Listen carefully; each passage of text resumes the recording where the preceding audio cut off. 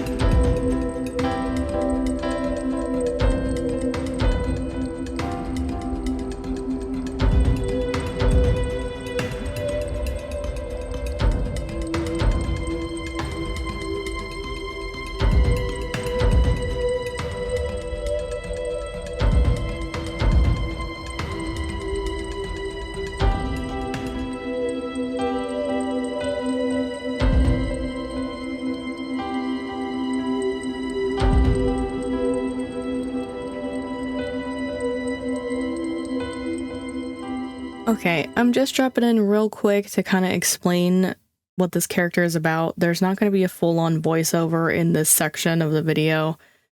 I'm running short on time, so I can't really talk too long.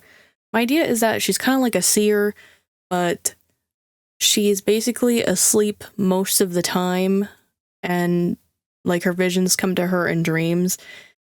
And that's why she's all covered in like moss and vines and mushrooms, because she's like always asleep. And she only wakes up for like big events that might happen. So she is the messenger of some kind of future that she either wants to be taken care of or is just warning people about. So yeah, that's it. That's all I have to say about that. Back to the regular old time lapse.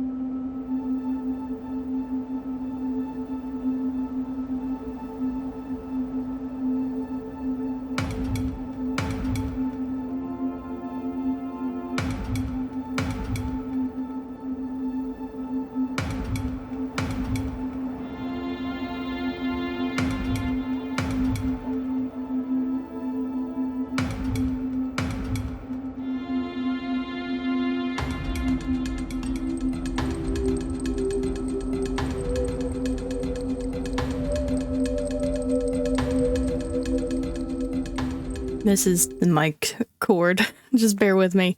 Well, here she is all done.